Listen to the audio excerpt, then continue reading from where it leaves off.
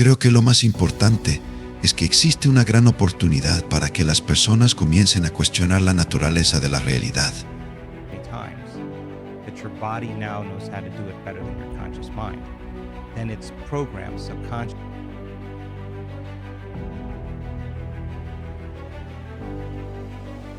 Que empiecen a ver lo que la ciencia tiene que decir sobre lo invisible y cómo nuestros pensamientos y sentimientos tienen un efecto en nuestro mundo de muchas maneras.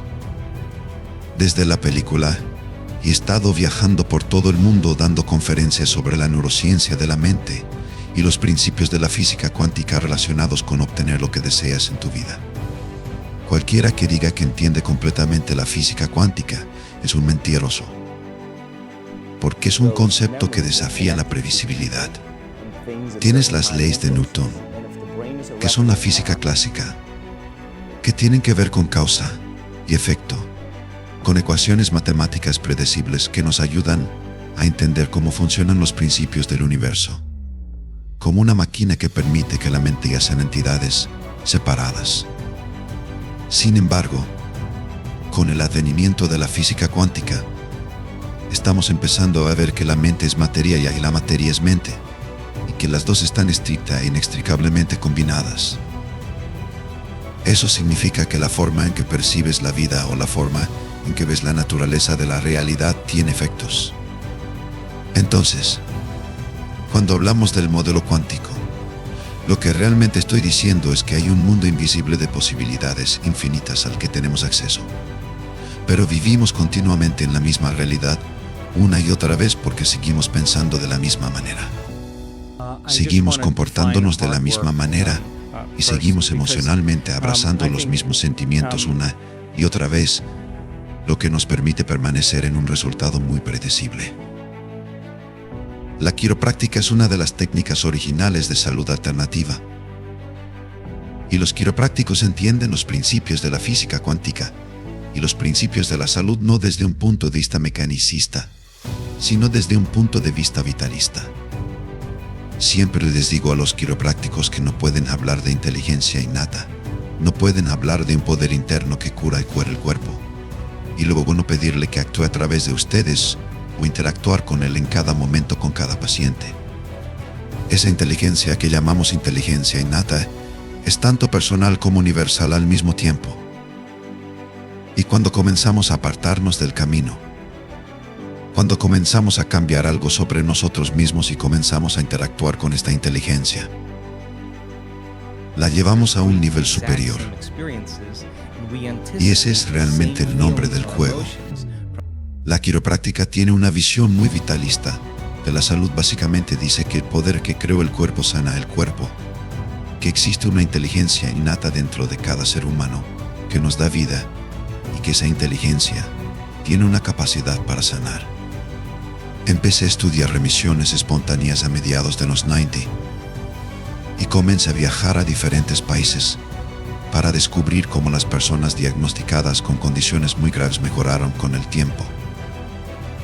Cuando recopilé suficiente información con algunos de los resultados, tuve que volver a la escuela y obtener un título en neurociencia para comenzar a entender cómo la mente era un elemento de todo esto. Cuando vi que cambiaron su mente, ese fue el principal elemento que produjo los mayores cambios en su salud. Quería descubrir y entender qué es la mente, qué es la mente, qué es la conciencia y qué es el cerebro, y cómo funcionan. Así comenzó mi exploración de esta idea. Y, ya sabes, en este punto no puedes describir la curación sin un modelo cuántico de comprensión. La neurociencia es básicamente el estudio de cómo funcionan el cerebro y la mente. Y en los últimos 20 años la neurociencia ha dado un salto cuántico en sus teorías y entendimientos, porque ahora la neurociencia utiliza imágenes funcionales. Siempre que utilizas imágenes funcionales, lo que ves es un cerebro en acción. Estás viendo una película en movimiento del cerebro. La diferencia entre hace 30 años, si tenías un problema con tu cerebro, o tenías depresión, o una lesión en la cabeza, o un derrame cerebral, el procedimiento típico era tomar una imagen del cerebro, hacer una resonancia magnética, una tomografía. Eso es una foto en un segundo en el tiempo. La imagen funcional estudia una serie de momentos. Ves una película en movimiento del cerebro, y cuando ves al cerebro en acción o al cerebro trabajando, eso se llama mente. La mente es el cerebro en acción. Así que, como podemos estudiar diferentes patrones o diferentes formas específicas, nos da mucha información sobre el funcionamiento interno del cerebro y de la mente. Muchas personas quieren entender cómo está evolucionando su cerebro. Bueno, cada vez que aprendes algo nuevo, crees una nueva conexión sináptica en tu cerebro. Eso es lo que es aprender. Aprender es forjar nuevas conexiones. Recordar es mantener y sostener esas conexiones.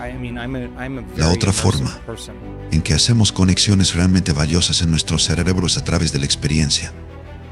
Cuando tenemos una experiencia novedosa, cuando algo nuevo nos sucede, grupos de neuronas se organizan para reflejar el evento externo. Por supuesto, eso plantea la pregunta para la mayoría de las personas: ¿cuántas cosas estás aprendiendo y cuántas experiencias nuevas estás teniendo? Y si no estás aprendiendo nada nuevo o no estás teniendo experiencias nuevas, entonces tu cerebro se mantiene básicamente en el mismo estado. La mejor manera de maximizar el potencial del cerebro es a través del concepto de enfoque co-concentración. Tenemos una nueva pieza de maquinaria en el cerebro llamada el lóbulo frontal, que es el 40% de todo nuestro cerebro. Y el lóbulo frontal es lo que nos separa de todas las demás especies. No es la capacidad de tener pulgares opuestos, o que caminamos sobre dos pies, o que nuestros ojos miran hacia adelante, o que tenemos un cerebro grande. Los elefantes tienen cerebros más grandes que nosotros. Lo que nos hace únicos es el tamaño del lóbulo frontal en relación con el resto del cerebro. El lóbulo frontal es el CEO, es el líder de la sinfonía, es el jefe, es donde reside nuestra conciencia, es lo que nos permite observar nuestras acciones, observar nuestros pensamientos, prestar atención a nuestros sentimientos y luego decidir cómo vamos a cambiar quiénes somos para hacer un mejor trabajo en la vida. Así que, cuando comenzamos a usar nuestro cerebro anterior de manera adecuada, estamos inventando nuevas posibilidades, especulando sobre nuevos resultados, prestando atención al aprender. Y cuando comenzamos a prestar atención, la práctica y el arte de prestar atención permiten que el cerebro se mueva hacia más sincronía, más equilibrio y más coherencia. La oposición a ese estado creativo es vivir en un estado de supervivencia o vivir en un estado de estrés. Y cuando vivimos en estrés, ocurre exactamente lo contrario. Tenemos el cerebro posterior ahora dirigiendo al cerebro anterior. Y vivimos principalmente por las emociones en el cuerpo. Y es cuando las personas comienzan a desarrollar enfermedades o comienzan a desarrollar ansiedad y depresión, porque son los químicos del estrés los que desbalancean el cuerpo DOT, así como el cerebro. No hay nada de malo en tener una respuesta al estrés. Todos reaccionamos al mundo externo porque la respuesta al estrés es cuando tu cuerpo se desajusta y lo que hace es volver al orden. La mayoría de los organismos en la naturaleza están diseñados para el estrés a corto plazo, pero cuando empezamos a tener estrés a largo plazo, en otras palabras, tenemos una serie de factores estresantes y el cuerpo no puede volver al equilibrio. Cuando eso sucede, cuando el cuerpo no puede recalibrarse para volver al orden, nos encaminamos hacia la enfermedad. Lo más difícil para las personas es hacer tiempo para sí mismas. Si hicieras tiempo y rompieras la respuesta al estrés, ya sea tocando música, dando un paseo, haciendo senderismo, meditación, yoga, respiración, cualquier cosa que interrumpa la respuesta al estrés, dormir permite que el cuerpo vuelva al orden. Lo que nos hace únicos es que podemos activar la respuesta al estrés solo con el pensamiento, y la mayoría de las personas lo hacen durante todo el día. Comienzan a pensar en un evento, comienzan a anticipar que algo suceda, empiezan a prever una idea, y a medida que empiezan a pensar en ello, comienzan a activar la respuesta al estrés, y el cuerpo cree que está en esa experiencia. Y ahora estamos en camino hacia un desequilibrio. Algunas de las formas en que las personas pueden desactivar la respuesta al estrés es siendo capaces de interrumpirla con yoga, ejercicio, meditación o respiración. Cualquier cosa que haga que el cuerpo pase de un estado de emergencia a un estado de crecimiento y reparación. Y cuando nos movemos a esos estados donde el cuerpo tiene la oportunidad de reorganizarse, es cuando las personas comienzan a notar que su ansiedad disminuye, que sus niveles de estrés cambian o que su variabilidad de la frecuencia cardíaca tiende a volver al equilibrio. Así que creo que la parte más difícil de todo es encontrar tiempo para hacerlo.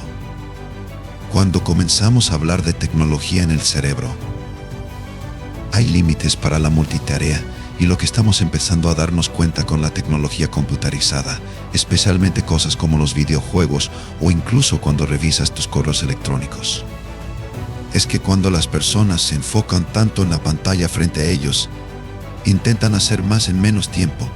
Cada vez que hacen clic en un correo electrónico o están jugando un videojuego y superan un obstáculo, hay una liberación de dopamina en el cerebro. Y la dopamina es la sustancia química del placer en el sistema nervioso central.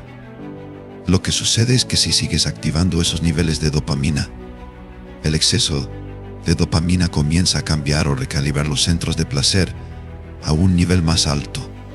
Lo que significa que la próxima vez que juegues al videojuego o la próxima vez que navegues en la red, tienes que hacerlo un poco más o con más cambios para obtener la misma emoción que antes. Eso me suena a adicción.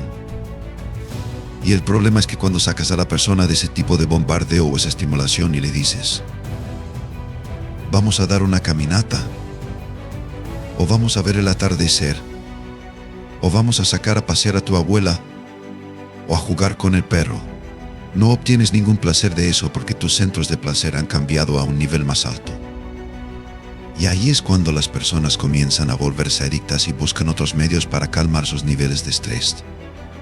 Y entonces nos encaminamos hacia grandes problemas. Así que la tecnología en sí misma es un precursor de grandes oportunidades. Pero lo que hace al sistema nervioso si la usamos en exceso es como cualquier otra adicción. Empezamos a secuestrar nuestro cerebro hacia diferentes estados químicos. Creo que parte del resurgimiento en la investigación sobre drogas y psicodélicas realmente está señalando, en primer lugar, lo que es posible en la mente y el cerebro humanos, cuestionando la naturaleza de la realidad y principalmente, ¿qué es la felicidad? Creo que cuando algunos de los investigadores que están empezando a estudiar esto toman a sujetos de investigación que son personas saludables, que nunca han tomado psicodélicos o drogas antes, y los comparan con un grupo placebo, ven si las experiencias alteran su sentido de percepción y sentido de sí mismos. La investigación reciente realizada en Johns Hopkins muestra absolutamente que las personas que han sido guiadas y preparadas adecuadamente tienen efectos muy positivos. Y creo que lo más importante de esto es que está empezando a ayudar a las personas a ver que la felicidad realmente viene de dentro, no proviene del automóvil deportivo, el bote, las vacaciones, o unirse al club de golf o al club social. Proviene realmente de un estado de paz interior y equilibrio interior. Y creo que en lo más profundo, todos quieren tener una sensación de alegría o una sensación de felicidad. Cuando comenzamos a depender de las drogas como un medio para interactuar constantemente con la naturaleza de la realidad, creo que la redundancia de eso con el tiempo comienza a alterar la química del cerebro y las personas terminan en problemas. Si las personas usan drogas para escapar de sus problemas, al igual que el alcohol, por supuesto, terminarán siendo adictos a ellas, porque hay una emoción de la que están huyendo y que no han enfrentado. Y esa droga o ese alcohol o esa sustancia química, por un momento, hace que ese sentimiento de vacío o ese sentimiento de falta de valor desaparezca. Creo que lo más importante para que las personas se den cuenta es que cuando comenzamos a hacer cambios personales, cuando comenzamos a hacer grandes preguntas como ¿qué sería ser feliz? ¿Qué tendría que cambiar sobre mí mismo para vivir en alegría? ¿A quién admiro en la historia? ¿Quién quiero ser? ¿Cuándo me desvío? ¿Y por qué vivo con la misma emoción cada día? A medida que comenzamos a hacernos estas preguntas más grandes y nos ocupamos del proceso de cambio, cuando rompemos en un nivel personal, entonces realmente no dependemos de nada externo para traernos alegría, viene de dentro de nosotros. Y creo que eso es lo que la mayoría de las personas están buscando en esta época de la historia. Y sobre la conexión entre la ciencia y la espiritualidad, creo que la ciencia es el lenguaje contemporáneo del misticismo. Creo que la ciencia es el lenguaje contemporáneo de la espiritualidad porque cuando miramos los textos antiguos que tienen 2.0000 o 5.0000 años de antigüedad, estamos estudiando a esos maestros místicos en el lenguaje de su tiempo y no se traduce al presente. Así que, a medida que comenzamos a explorar la naturaleza de la realidad a través de la ciencia, desde la física cuántica hasta la neurociencia, la genética celular y la biología, estamos comenzando a entender lo magníficos que realmente somos. La ciencia está cerrando la brecha entre la mente y la materia. Y con el tiempo, esperamos comenzar a ver que las verdaderas comprensiones de la espiritualidad tendrán una base científica. Muchos de los modelos están comenzando a desmoronarse, el modelo religioso, algunos de los modelos científicos, el modelo médico, el ambiental, el político, el económico. Todo está comenzando a derrumbarse en este momento. Y creo que es un tiempo donde la información es realmente más accesible. Y debido a eso, la gente está comenzando a empoderarse con su propio sentido de destino y su capacidad para tomar decisiones personales. Creo que la religión es una de las maneras en que las personas intentan mantenerse conectadas con una fuente divina, y hay algo de validez en ello. Pero no todas las religiones son espirituales, y no toda la espiritualidad es igual a religión. Así que creo que en cierto punto hay una divergencia. Viajo alrededor de 200 días al año y voy a diferentes partes del mundo hablando sobre el potencial humano, enseñando a las personas que la forma en que piensan y sienten tiene un efecto directo o indirecto en su vida, que tienen cierto control sobre su destino. Las audiencias son muy entusiastas y muy inspiradas, porque cuando usamos la ciencia como un modelo para ayudar a las personas a comprender lo invisible o la naturaleza de la realidad, nadie queda excluido de la ecuación, porque todos comienzan a darse cuenta de que somos divinos y que somos creadores. Esta idea de separatismo y de cultura que crea divisiones, creo que eso está comenzando a desmoronarse. Pero hay un grupo de personas elegidas. En este momento en nuestro mundo las personas quieren respuestas y quieren saber cómo pueden tener una vida mejor y cómo pueden encontrar equilibrio. Así que en todos los lugares donde voy tengo una gran recepción. Creo que la información que enseño abre mentes hasta cierto punto, y si no aprenden nada más, las personas al menos entienden por qué es tan difícil cambiar, qué significa realmente cambiar, cómo están conectados la mente y el cuerpo, y cómo memorizamos ciertos patrones que nos mantienen encaminados hacia nuestro destino genético. Una vez que comprendes algunos de esos elementos, la siguiente pregunta es: ¿cómo puedo reinventar un nuevo yo? ¿Cómo puedo convertirme en alguien diferente? El principio que enseño es muy simple: tu personalidad crea tu realidad personal. Tu personalidad está formada por cómo piensas, cómo actúas y cómo te sientes. Así que la realidad presente que estás experimentando hoy es creada por la personalidad presente que está frente a mí. Eso significa que si quisieras crear una nueva realidad personal, una nueva vida, tendrías que cambiar la forma en que piensas, la forma en que te comportas y la forma en que te emociones. Y cuando las personas comienzan a hacer pequeñas modificaciones, incluso en esas cosas sutiles, comienzan a tomar decisiones diferentes, lo que las lleva a un nuevo destino. Y eso es la física cuántica. El título del taller de esta noche se llama Rompiendo el hábito de ser tú mismo, que es en realidad el nombre de mi segundo libro, que lanzaremos en otoño. Lo que sucede para cuando tenemos 35 años es que hemos memorizado un conjunto de programas automáticos, un conjunto de comportamientos, una serie de predisposiciones en las emocionales que realmente contribuyen a quien estamos siendo. El 95% de lo que somos para cuando tenemos 35 años está en un programa subconsciente, un sistema de memoria subconsciente en el que hemos practicado algo tantas veces que ya no tenemos que pensar en ello. El taller de esta noche trata de señalar por qué es tan difícil cambiar y qué significa cambiar realmente. ¿Qué significa verdaderamente comenzar a organizar un nuevo estado de mente y cuerpo? Es una conferencia de unos 45 minutos a una hora. Y luego sucede lo mejor cuando hacemos la sesión de preguntas y respuestas. Mis talleres de fin de semana son una oportunidad para que las personas se retiren de su vida, porque si crees que tus pensamientos tienen algo que ver con tu destino, que la forma en que piensas controla tu vida, entonces tendríamos que comenzar a examinar cómo reaccionas ante tu vida. Si tu entorno está controlando tu pensamiento, lo que significa que te despiertas y haces las mismas cosas, ves a las mismas personas, conduces al trabajo de la misma manera, te afeitas con la misma mano, bebes café en tu taza favorita, haces exactamente lo mismo todos los días, es el entorno. El mundo externo, el que está activando diferentes circuitos en tu cerebro que te hacen pensar igual a tu entorno. ¿Y cómo reconoces cosas familiares y conocidas? Seguirás creando más de lo mismo.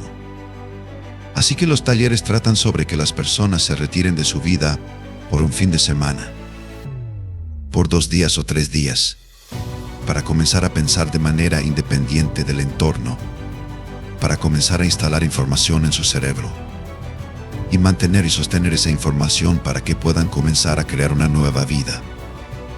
Y luego, a medida que comienzan a cambiar la forma en que su cerebro funciona y recondicionan su cuerpo a una nueva mente, reinventan el nuevo y memorizan ese orden interno, de modo que nada de su entorno pueda moverlos de ello. Ahora ya no es el entorno el que les afecta. Ahora ellos comienzan a afectar a su entorno. Los talleres tratan sobre hacer que eso suceda. Mi próximo libro se llama Rompiendo el hábito de ser tú mismo, cómo perder tu mente y crear una nueva. Después de escribir Desarrolla tu cerebro, la ciencia de cambiar tu mente, todo el mundo decía, gran libro, mucha ciencia. Pero, ¿nos puedes decir cómo hacerlo? Así que el segundo libro trata de eso, cómo hacerlo. La mayoría de las personas esperan una crisis, un trauma o una pérdida en su vida para empezar a cambiar, porque no pueden seguir con los negocios como de costumbre.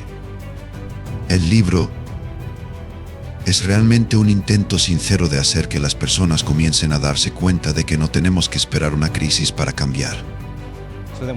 Podemos cambiar en un estado de dolor y sufrimiento, o podemos cambiar en un estado de alegría e inspiración. Y yo suelo preferir la segunda opción. El libro tiene mucha ciencia y algunas de las investigaciones más recientes en epigenética. ¿Y cómo podemos cambiar nuestro funcionamiento interno? Y la segunda mitad del libro es la aplicación práctica de cómo hacer esos cambios personales. Desmitificamos la meditación y algunos de los conceptos que se enseñaban en culturas antiguas para que las personas tengan una mayor comprensión de lo que están haciendo cuando están en el proceso de cambio. Caramba, estoy ocupado con muchas cosas en estos días. Estamos trabajando en un nuevo modelo para la adicción, con la esperanza de enseñar a las personas que hay una mejor manera de hacer cambios transformadores que sean más permanentes. Estoy haciendo talleres de nivel 2 y nivel 3, llevando a las personas al siguiente nivel. Tenemos una serie completamente nueva de CDs que van a salir. Uno se llama El arte del cambio y el otro La reinvención del yo, y así sucesivamente. Y de nuevo, la mayor parte de esto se trata de difundir la información y crearla de una manera que las personas realmente puedan usarla para sí mismas. Creo absolutamente que existe un alma, y creo que si puedes cambiar el cerebro y puedes cambiar la mente, surge la pregunta: ¿quién está cambiando el cerebro y la mente?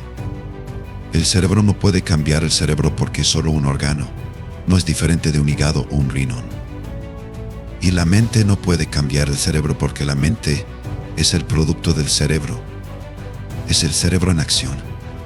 Así que cuando comienzas a pensar en los cambios físicos que están ocurriendo en el cerebro y la mente, solo hay una cosa que puede hacer eso, y es ese aspecto inmaterial de ti y de mí que gobierna el cerebro y el cuerpo para producir diferentes niveles de mente. Y cuando estamos verdaderamente conscientes y realmente atentos, cuando realmente estamos prestando atención, ya no estamos viviendo bajo nuestro destino genético. Nuestros genes se convierten en el punto de partida de nuestra vida para cumplir un nuevo destino, para cambiar algo sobre nosotros mismos. Y cuando el alma comienza a ganar sabiduría, cuando comienza a dominar algo, esa es otra pieza del rompecabezas que el alma lleva consigo en este viaje hacia la eternidad.